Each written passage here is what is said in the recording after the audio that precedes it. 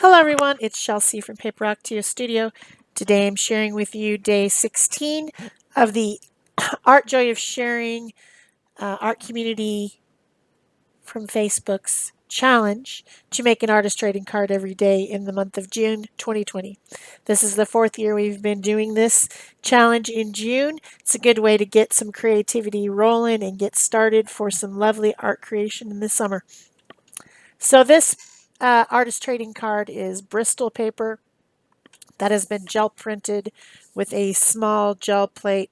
A 3x5 is all you need if you're going to do ATCs with jelly printing. And a couple stencils from Stencil Girl, some paints from Dina Wakley.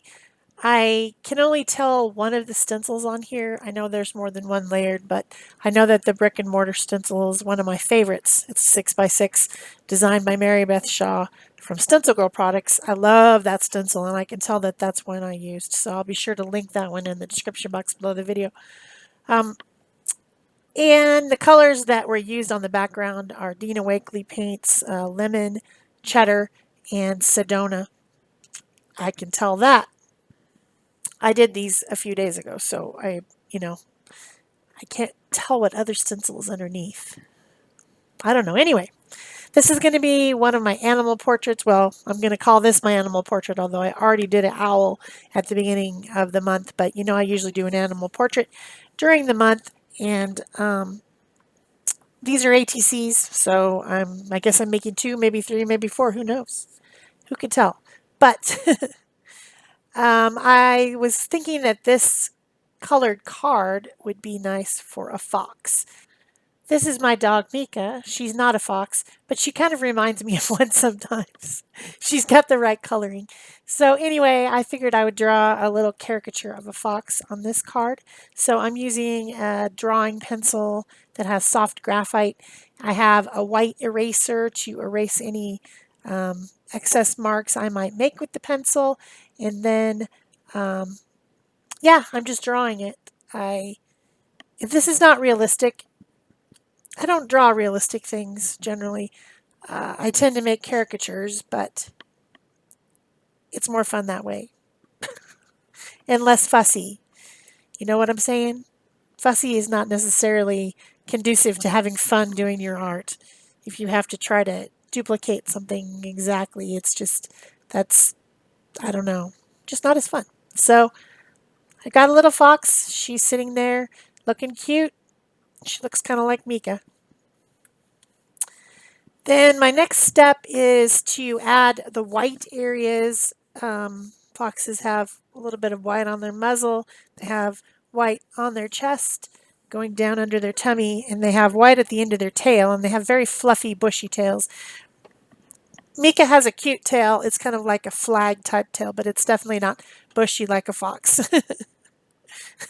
That would be cute though, but it's not. So I'm using my Pentel water brush.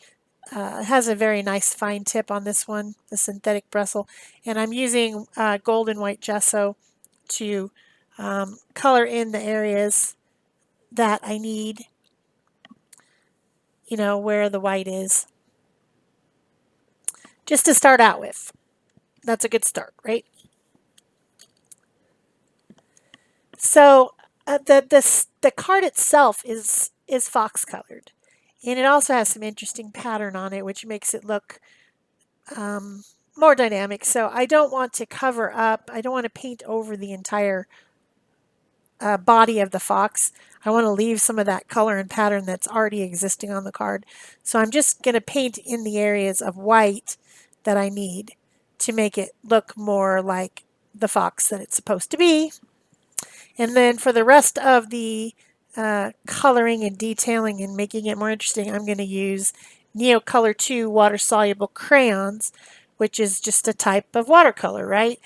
And watercolor is translucent. So when I color over the background with the Neocolor 2 color crayons, water crayons, whatever you want to call them, it's going to let the pattern shine through, which is what I want. So I'm going to start with this kind of a orangey terracotta color. I can't tell you the exact names of the colors. They come in a set, so I'll just link the set below, and you can get some of these if you want. This is one of my favorite products, and I just haven't had them out for a while. I don't know why. You know, you rotate through stuff, it's on your desk, you tend to use the stuff that's in reach. And I have too much stuff to have everything in reach. Unfortunately, I wish that I did, because I would never have to get up and I could just stay in one spot and it would all just come to me and jump on my desk and say, use me, and then I would. And that would be great. But that's not how it is. I have to get up and pick up, grab stuff. So after I'm done with that, I'm going to add a little bit of darker color in some areas. And this is a mahogany color. In fact, it might even be called mahogany. It's like a dark orangey red. And I'm adding that kind of in shadowy areas, still not completely obliterating the pattern that's already there. That's what I want to keep. I want to keep the interesting layered stencil pattern in the background, which is also the right color. So I'm blending out the crayon with the water tank brush. If you don't know or don't have a water tank brush, you should get one. They're so awesome. I use them all the time. If you watch my channel, you'll see that I use them to apply acrylic paint sometimes. I use them to apply watercolor sometimes. The brush is so sturdy, it holds up. You don't have to continue dipping into water, because all you have to do is just squeeze your hand and the water comes onto the brush. It's easy to control the water, and the brush is flexible and sturdy. It doesn't get ruined. I'm such a brush abuser. There should be a 12-step for that.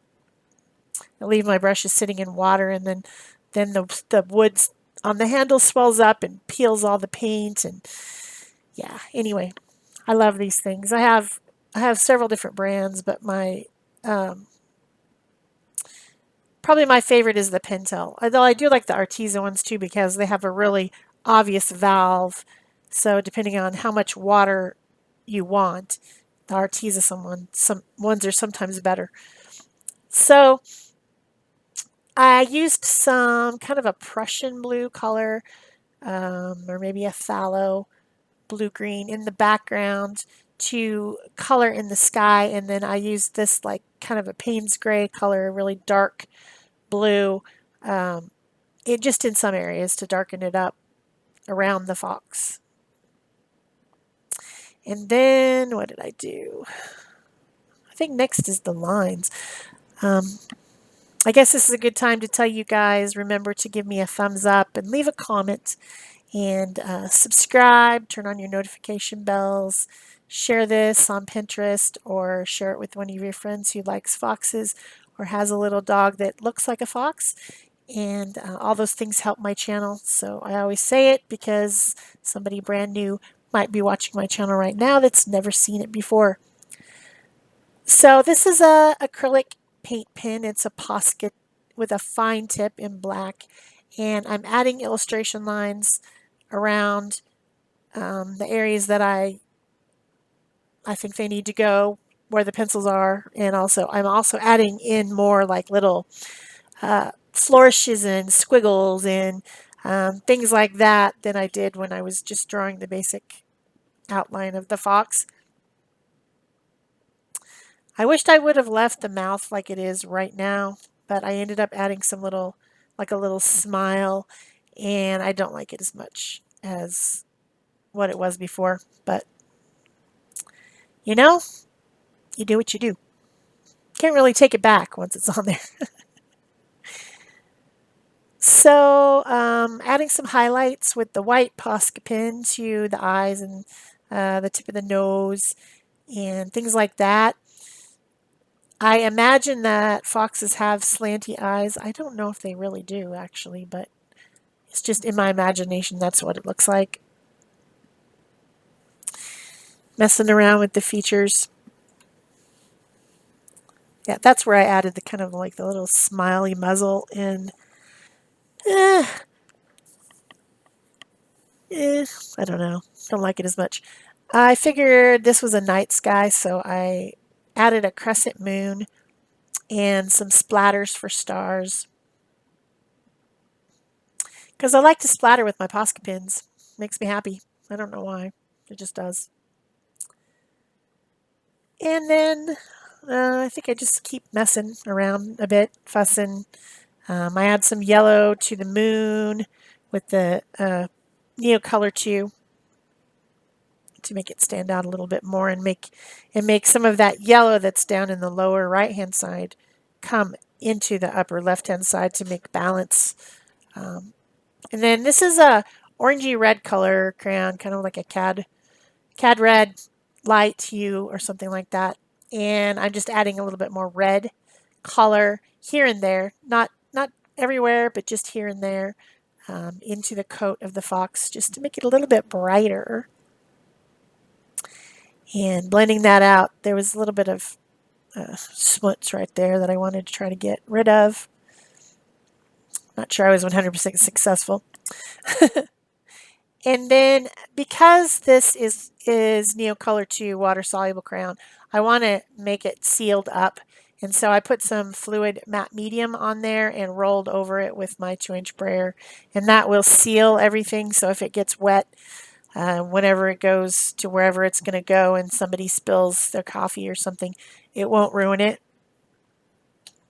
It'll probably ruin the paper on the back, but it won't ruin that because it's all sealed up. And I'm cutting out the paper that I'm going to glue on the back, gluing it down with a Yoo-hoo glue stick, and writing the number, what is it, 16, 2020, over halfway now. So that's awesome. A lot of ATCs. Have a whole collection. And then the last thing I did is to put some permanent black ink around the edges of the card just to give it like a little bit of a frame it in a little bit. And that was it for this card for day 16. It was a pretty quick one. A little animal portrait of a little fox. Thanks so much for watching. Bye-bye.